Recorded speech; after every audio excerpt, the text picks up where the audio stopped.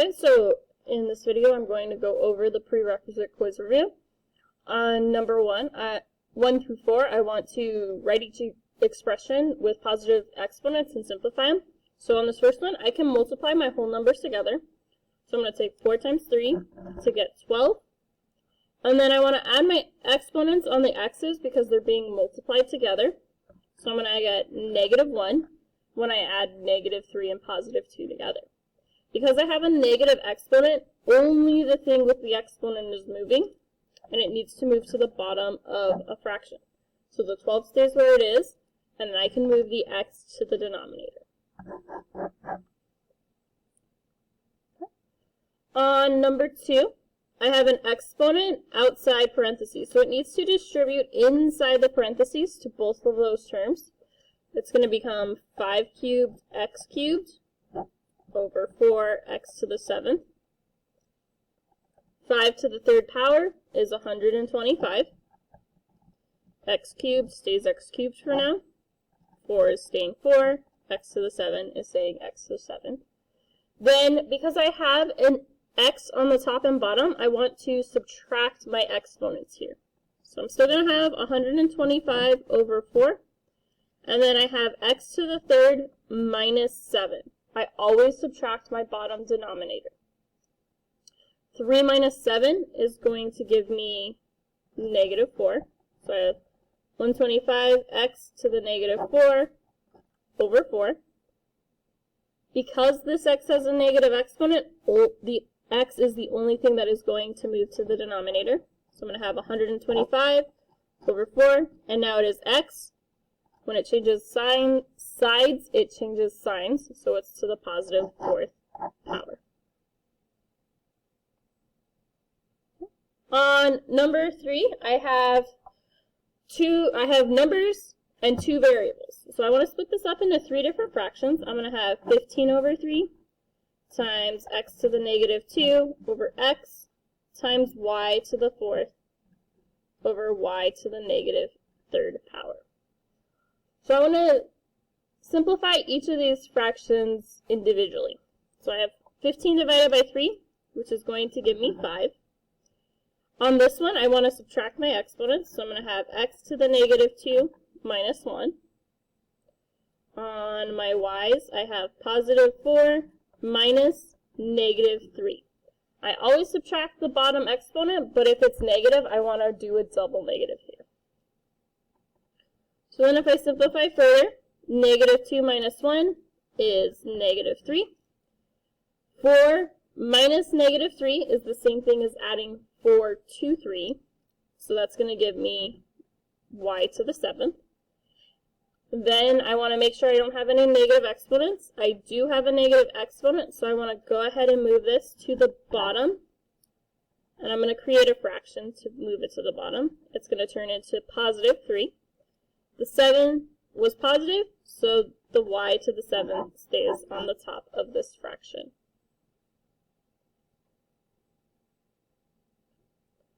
On number 4, I want to distribute my exponents on the outside and then multiply. So I'm going to have 4 cubed times x to the 6th. When I have an exponent raised to an exponent, I want to multiply them together. On my second grouping, I have 2 to the -1, and then x to the -1. So I'm going to work with my whole numbers and rewrite those for now. 4 cubed is 64. I still have x to the 6th. 2 to the -1 is going to turn into a fraction. I use 1 as a placeholder, and then 2 moves to the bottom. And I'm going to leave the x to the -1 alone for now, because I can add it to that 6 and not have to worry about turning that into a fraction.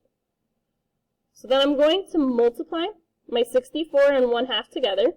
Half of 64 is 32. Then I want to add my exponents for x to the 6th and x to the -1. This gets me x to the 5th, and I am done. On number 5, it wants me to write the polynomial expression in standard form, then identify the degree and the leading coefficient. So it's asking me to do 3 things here. My highest exponent is the one with the 5, so I'm going to write that one first, 3x to the 5th. Then I have negative 5x to the 4th, plus x cubed, plus 7x squared, plus 2. Remember, standard form is highest exponent to lowest, so I didn't have any x terms here, so I skipped that. Then my degree is the highest exponent, so my degree is 5. And my leading coefficient is the number out in front of that term. So the number out in front of this term is 3. Okay. On numbers 6 through 8, it wants me to perform the operation and write the polynomial in standard form. The first one has an addition sign in between, so I want to combine like terms. I'm adding 5 and 7, which is going to give me 12x. And then I'm adding negative 12 and positive 2, which is negative 10. I can't go any further, so this is my final answer. On number 7, I have a subtraction sign in between. So I want to go ahead and distribute a negative 1 to everything after that subtraction sign. So my first 3 terms are going to stay the same. Oops.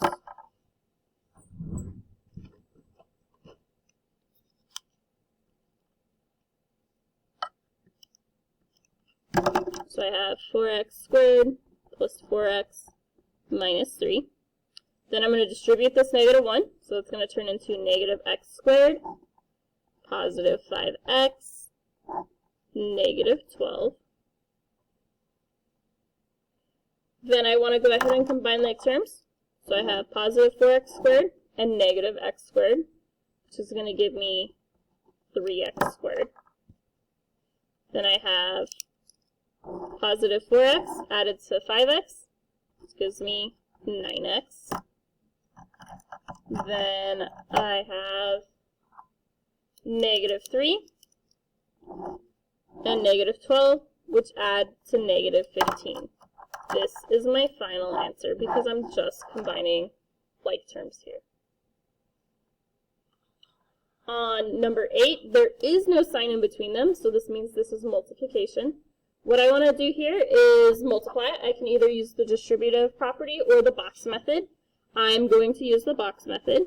So I'm going to write out each of my terms from my first polynomial across a row. And then for the second polynomial, I'm going to write them down a column. So I'm going to have 2x squared, negative 4x, negative 5. I want to make sure I keep any negative signs with all of my numbers. I'm going to finish drawing my box. In each box, I multiply the row and column together. So 2x squared times 2x squared is going to give me 4, x to the 4th. So I multiply the whole number out front, add the exponents of the variable. Here I have 2x squared times x, which is going to give me 2x cubed. 2x squared times negative 3 is going to give me negative 6x squared. Negative 4x times 2x squared is negative 8x cubed. Negative 4x times x is negative 4x squared. Negative 4x times negative 3 is positive 12x.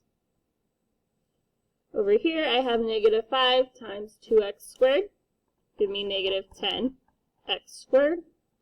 Negative 5 times x is negative 5x. Negative 5 times negative 3 is positive 15. So then I want to go ahead and combine like terms. I only have one x to the 4th, so I'm going to write that out front. Then I have negative 8x cubed and 2x cubed. Remember, I'm adding these, so that's going to be negative 6x cubed. Then I have negative 10x squared, negative 4x squared, and negative 6x squared. That is going to give me negative 20x squared. Then I have negative 5x and positive 12x adds to 7x. For my final piece, I just have a 15 that goes at the end. So this is my final answer here.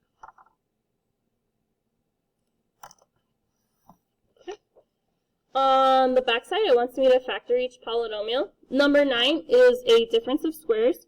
Remember, the special pattern here is a squared minus b squared equals a plus b times a minus b.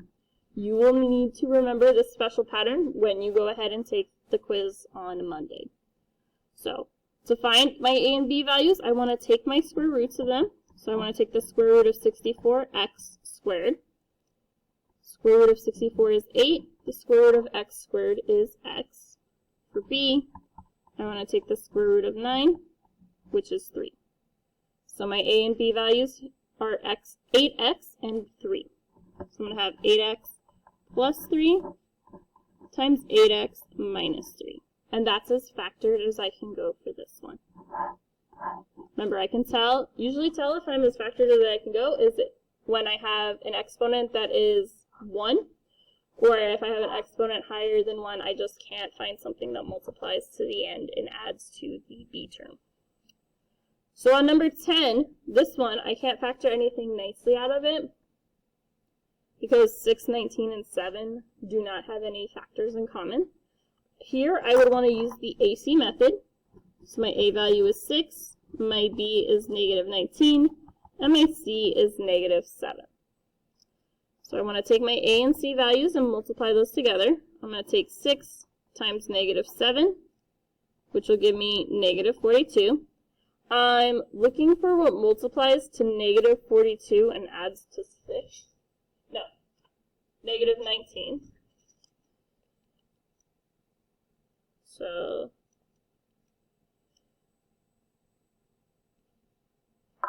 42 is even, so I can divide it by 2 to get 21. If one of those is negative and one of them is positive, they do add to negative 19. So what I'm going to do is I'm going to split up my middle term. It's going to be 6x squared, because that's staying the same. And then I'm going to subtract 21x plus 2x minus 7. The pieces in red still add up to negative 19, so I'm not changing my expression. Then I want to break this up into two groups so I can factor. In my first group, I have 6x squared minus 21x, and in my second group, I have 2x minus 7. So in my first group, I'm looking for what they have in common. They both are divisible by 3, and I can pull out an x. So I'm going to have 3x. Then in parentheses, I get what I have left over from dividing. 6x squared divided by 3x is 2x. Negative 21x divided by 3x is negative 7. On my second group, there is nothing I can take out of them, so I'm just going to divide out a 1. So I'm going to write a plus 1 as a placeholder. Then I have 2x minus 7. Then my final step is to rewrite the two outside pieces together. 3x plus 1, and then 2x minus 7. The repeated part gets written once. The next one is 4 terms, so I want to factor by grouping. I'm going to start off by breaking this into two groups. My first group, I am looking for what they have in common. I have 2x cubed and 10x squared. I am going to take out a 2x squared from both of these. And then I'm going to write what I get left over from dividing those out. So 2x cubed divided by 2x squared is x. 10x squared divided by 2x squared is 5. On my second group, I have that they are both divisible by 3. So I'm going to write a plus 3. And then in parentheses, I have x plus 5. So then again, just like the ending to the AC method, I want to take my two outside pieces and put those together. I have 2x squared plus 3 times x plus 5. This is my final answer here. On number 12, this is following the sum and difference of cubes. So remember, this one is a sum of cubes. The special pattern for sum of cubes is a cubed plus b cubed equals a plus b times a squared minus a times b plus b squared. And then if I need it, the difference of cubes is similar. It's a cubed minus b cubed equals a minus b times a squared plus ab plus b squared. You might have learned this as keep change positive. So the first symbol stays the same as what it is over here. The second symbol changes, and the last one is always positive. So following this, I want to find my cube roots of both of those to find my a and b values. So I'm looking for the cube root of 125x cubed, which is 5x. And for b, I'm looking for the cube root of 8, which is 2. So I'm going to plug those in. My first term is 5x plus 2. I keep the sign the same. Then I'm going to square my a value. 5x squared, I want to remember to square the number out front as well. So 5 squared is 25, x squared is x squared.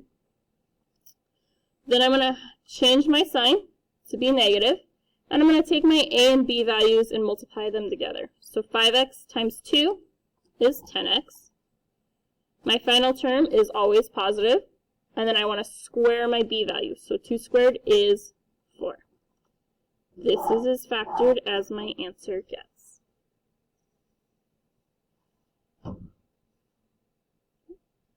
On the last ones, I want to simplify each expression. Number 13 is a rational expression. I want to factor my numerator and denominator and see if anything can cancel out. So on my numerator, I'm looking for what multiplies to negative 5 and adds to positive 4. This is going to be negative 5, or no, my bad.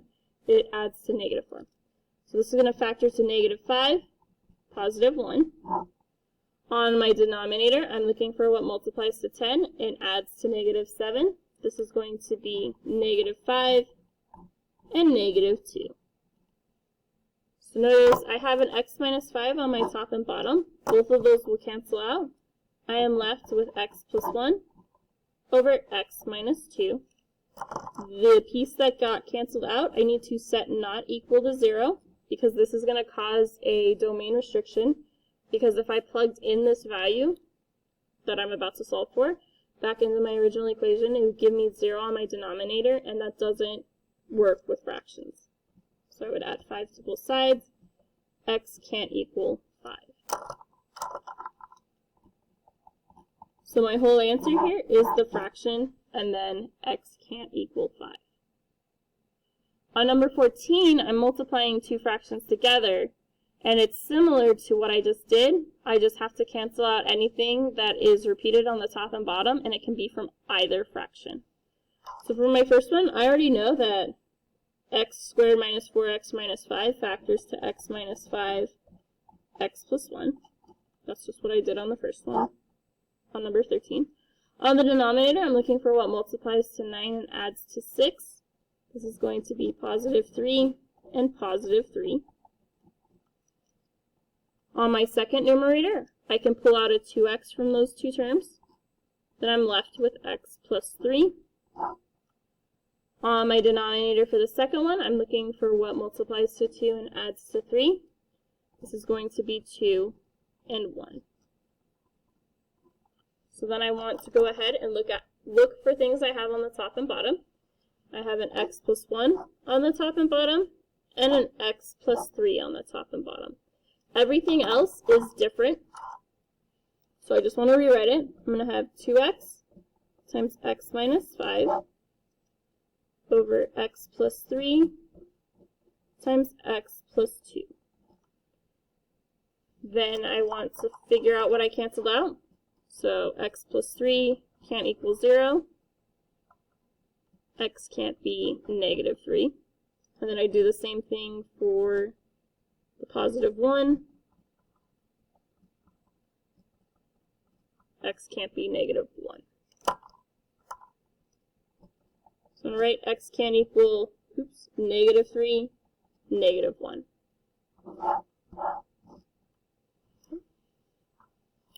Number 15 is dividing two rational expressions.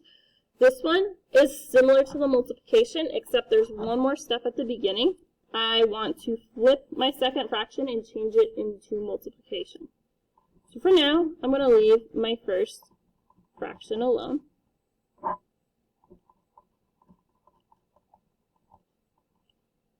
And then I'm going to flip my second fraction. So then it's going to be x squared plus 6x plus 8 over x squared plus 4x plus 3.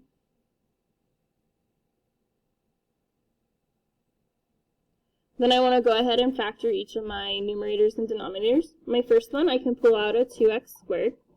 That's going to leave me with x plus 5. On the denominator of the first one, I'm looking for what multiplies to negative 20 and adds to 1. This is going to be positive 5, negative 4. Then for my second numerator, I'm looking for what multiplies to 8 and adds to 6. This is going to be 2 and 4. Then on my denominator, I'm looking for what multiplies to 3 and adds to 4. That is 3 and 1.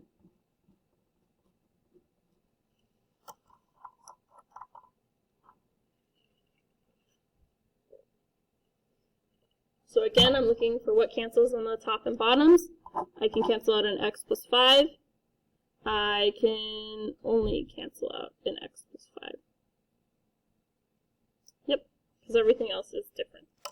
So then I'm left with 2x squared, x plus 2, x plus 4, over x minus 4, times x plus 3, times x plus 1. And then the piece I canceled out was x plus 5. So that can't equal 0. So I would subtract 5 on both sides. X can't be negative 5. So this is going to be part of my answer.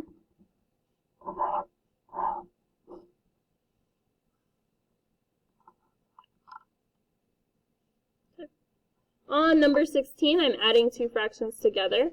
I want to make sure they have the same denominator before I add them. So I have an x minus 1 on this first one and an x plus 2 on the second one. I'm going to multiply my first fraction by x plus 2 over x plus 2. I'm going to take the 2 times the x to get 2x. 2 times 2 to get 4. My denominator is going to stay factored. Then for my second fraction, I want to look for what this denominator is missing. I have x plus 2 already, so I want the x minus 1. These are being added, so I'm going to have a plus sign in the middle. If they were being subtracted, I would change it into an addition sign and then move the sign to the 4. So then I have 4 times x, which gives me 4x, 4 times negative 1, which gives me negative 4. Again, this is still over x plus 2 times x minus 1. Then I want to go ahead and combine like terms. 2x plus 4x is 6x, and the 4's will cancel out. So I'm still over x plus 2 times x minus 1. I can't factor anymore, so this is my final answer.